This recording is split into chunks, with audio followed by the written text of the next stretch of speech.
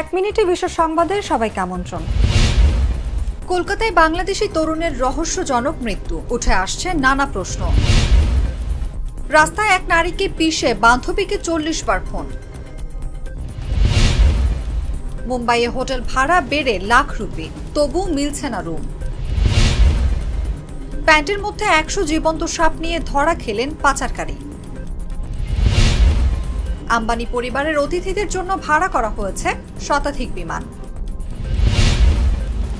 পৃথিবীতে রয়েছে 2000-এর বেশি খাওয়ার উপযোগী পোকামাকড়।